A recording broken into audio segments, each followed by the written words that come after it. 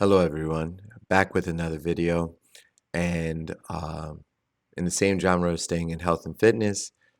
This is a video of a group ride that I did with a group that is out here in the area. The video is starting in the middle where we had pulled over to the side because a gentleman was riding his bike, but he hit a pothole and didn't see it in time, and unfortunately flipped his bike from that encounter. So what we did is we just pulled off to the side, made sure that he was okay. He was fine. We then just had to do a little adjustment on the bike so that way it was he could ride it essentially. And then we are now heading back off to complete the ride. We have basically finished most of the ride at this point, so we're just heading back to the start point.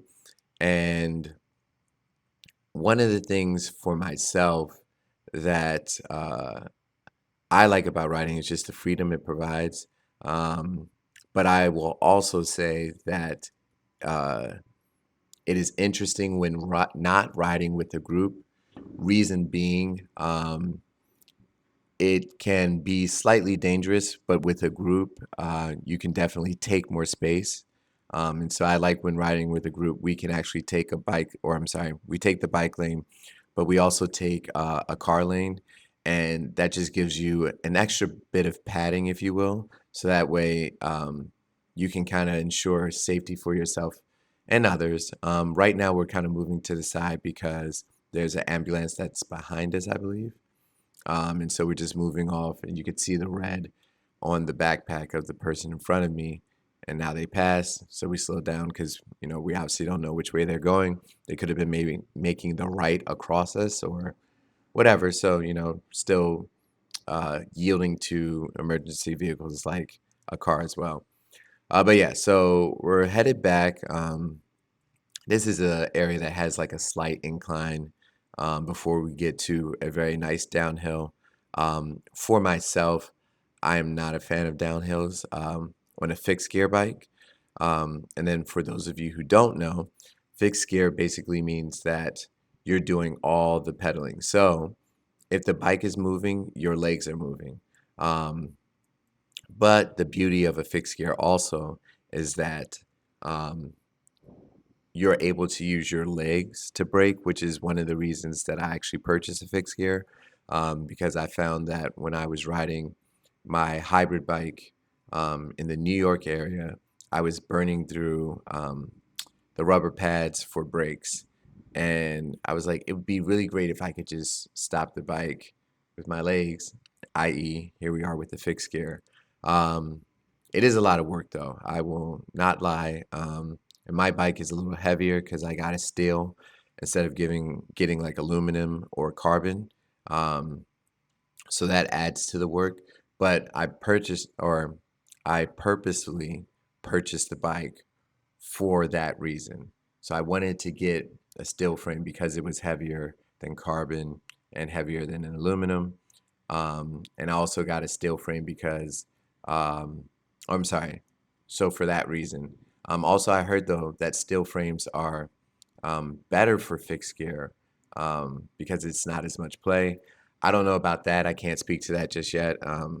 While I am, I will say, invested into the fixed gear life, I don't know some of the intricacies that some other people might know. And also, I guess I technically break the rules of fixed gear. So, yes, my bike is fixed gear, but I'm not a fixed C because fixed Cs don't have brakes. And I believe in brakes because, at least with this group, we take some very extreme uphills and downhills. And so, uh, the uphill is obviously fine because in an uphill, all I have to do is keep pedaling. But with the downhill, the issue is my legs are not able to brake fast enough as we descend the hill. So for me, I personally prefer having brakes on my bike. And so I know that for some people, they're like, oh, well, you're not a real fixed gear then. And I'm quite okay with that because for me, it's more so the safety than it is, actually being fixie. Um, Here we're actually descending a pretty decent downhill. Um, and there's traffic that can come to the right, but we checked, there was no traffic, so we kept going. Our group that we got separated from because we made the stop is actually at this red light in front of us. So what we're trying to do is rush up to catch them. They're about to make the left. So what I'm going to do is come alongside these cars that are also making a left. You can see some of our group right now as their lights are flashing in front of us. So I'm going to go on the outside and make this left with them, and then basically catch up to the group. Um, and now, for the most part, we're all together, um, and we're going to finish the ride together. Um, but again, when you have massive numbers like this, the good thing is that cars are not as aggressive, because while yes, they could definitely roll through a hill group of bikers, it also is not as likely. Whereas when you ride by yourself, cars definitely don't give you as much space as you might like, and it is not as pleasant of a riding experience. So that is just my takeaway from riding in groups versus riding by myself. Um, and so, not as a result of that information, but I definitely ride less by myself now. Um, and I ride more in groups. And I don't know, it works for me. It's not necessarily ideal, um, but it definitely works for me. So, mileage may vary for everyone else. So, yes, but definitely one of the biggest, most important safety features that I would say the gentleman in front of me right now is exhibiting is lights. So he has a light on the bottom where his frame is. He also has a light under a seat post, and then he has a helmet light. But lights are definitely just important. For example, this gentleman in front of me that just moved in front of me, he doesn't have any lights. And uh, obviously in the group, he's okay. And then when I say okay, the group makes him visible, but I personally would never feel comfortable riding around without any lights, especially because I ride to and from where we meet up. So on that part of the ride, I'm by myself, so I need to, be lit up so people can see me. And as you can see right now, the gentleman who was in front of me, he moved up and to the left, and you can barely see him. So if there was a car that was uh, driving rather fast, they would not see him in time to brake. So me personally, I just I don't care about, aesthetic as much, and I care more about safety. So for me, I definitely make sure that I am as as visible as possible to other cyclists, to other people on the road. So that includes cars, people walking, all of that, because I want to ensure that, you can see me, and thus, I am safe and you're safe, right? Because to, let's say, a pedestrian crossing a road, if I am coming down, let's say, 10 to 15 miles an hour or even higher, I can definitely seriously injure a pedestrian, and I can injure myself from that type of collision. So yeah, it's definitely just important to ensure that you're visible. And it's one less thing that you have to worry about when you're on a ride, and then you get to kind of just sit back and enjoy the ride yourself. So my personal 2 cents. But going back, um, I then bought a fixed gear. My ratio is not too crazy. It's 48-16.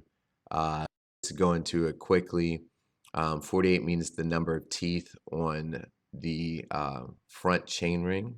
And so there are 48 teeth on the front, and then there are 16 on the back. Um, it was definitely hard when I first started cycling with it. Um, I was maybe a month or two in, and I wanted to go get some donuts from this location. And so I rode there, and it was still a hard ride there because I had to basically do a good or a decent amount of climbing. Um, and so once I got there, had the donuts. I love coffee, with a passion. I use it as a pre-workout, but I also just love consuming it. So what I did is I rode to a coffee shop, got some water refilled, and then came back. And on the ride back, there was climbing to get to the location, and there was also climbing to get back home.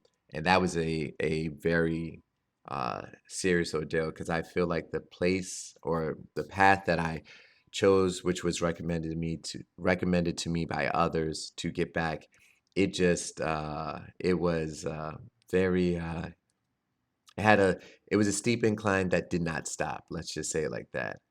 So got on the bike, and one of the things I learned from riding the Peloton is that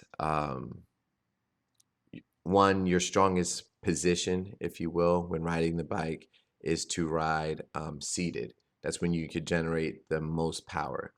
But the problem with that um, sometimes for new riders is that you're like, oh, well, I feel like I'm generating more power when I'm standing. And yes, you can technically generate more power when you're standing, but that's more anaerobic. And so because that's anaerobic, you have just short bursts of that energy. So you can't, or it would not be suggested rather, that you remain in a standing position and try to climb for an extended period of time. But if you need that extra bit of boost, if you will, to climb so that way you can overcome a short hill, it is definitely suggestible that you do so. Um, but I also have been working on, if you will, generating more power in the saddle. So my FTP is going up. Um, and what I really appreciate is the power to weight ratio is going up because my weight is not necessarily increasing at the same rate as my FTP. So I'm getting stronger, but also um, maintaining my weight, if you will, that allows me to essentially generate more power um, in shorter period or shorter intervals of time and as well over a longer period of time. Um, and so not that I do suggest this because I definitely have seen how, or in this video, you may have seen how some people cautiously go through lights because again, you just want to make sure you're safe. But one of the things that I did learn when riding is that you can cross a red light as long as the walk sign is on for cyclists. Um, and so I definitely look for the White Walker, shout out to a reference, I guess, to that show that I can't remember the name of it right now. But yes, so then I look for that. And then when I see that, I'm able to cross safely and all is well. But yeah, we're coming down this street. And the thing I like about it is like we'll have different areas where we can sprint. So we remain together for the most part, but it is a drop ride. And so for those of you who are not familiar, drop ride basically means that it's a ride where um, you start off with the group, but they will maintain a certain pace. If you are able to maintain that pace with them, then you will basically finish the ride. However, if you find yourself falling back because maybe you're tired, um, maybe you essentially tired, you don't have the energy to keep up, then you will get dropped, and then you also have to find your way back to the start or home, depending on how you got to the group meetup location. One of the things, though, that this group is kind about is that if you do experience a mechanical, they will stop for you. So it's not as if, you just have to push really hard. If you get a mechanical, you have to fix the bike really quickly and then, try to catch up. Nothing like that. It's definitely meant to push you as a rider, but it's not meant to be to a certain level, if you will, that it's unwieldy or unfair. But some of these people do race, if you will. And so I will say, at least for myself, I've definitely been in an uncomfortable position because they're racers.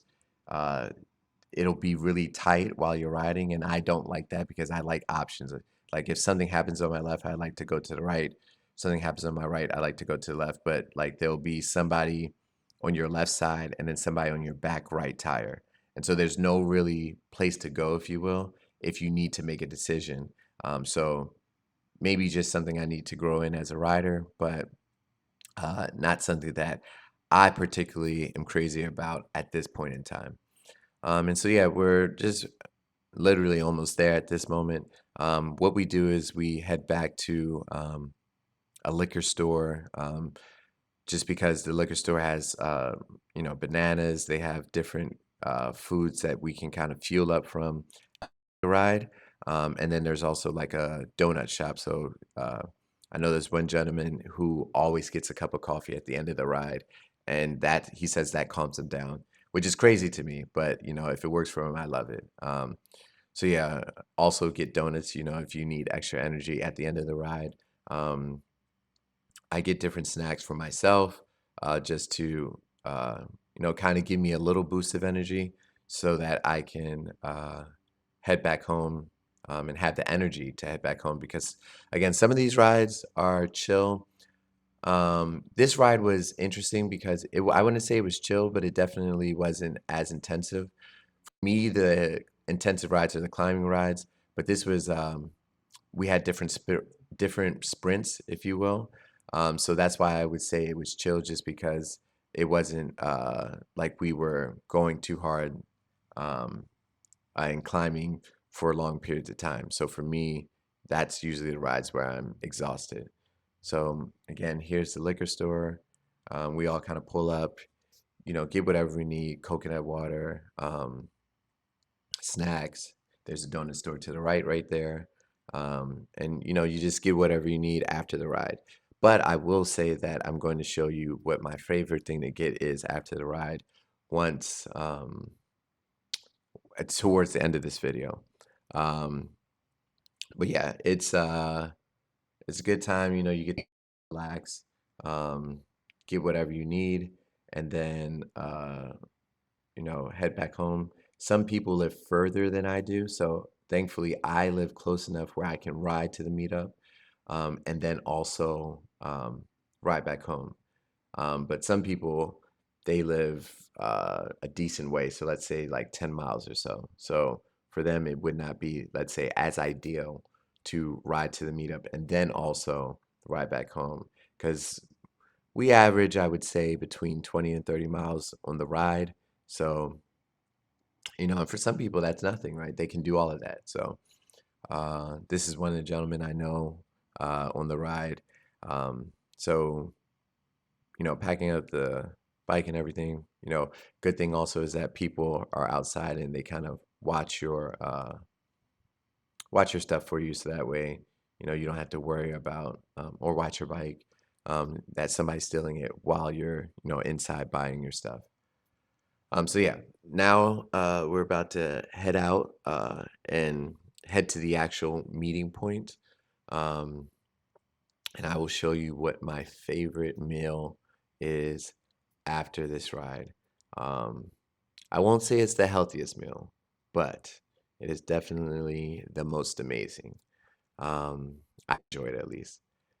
But um, I will say that I got into this because a friend of mine that's on the ride. Um, we call it Russian roulette, where we would get all different types of cuisine from this place. And then once we got the different cuisines, we wouldn't know necessarily, or cuisine, that's not the right word. We would get all different types of options from the menu, let's say it like that. And we wouldn't know what was in the option that we chose. We would just eat it, and we're both very open-minded, so that was nothing. We enjoyed it. Whereas, some people may not necessarily like the variety, and they want to kind of have a fixed understanding of what they're going to consume. Totally understand. But yes, this is the parking lot in which we meet up.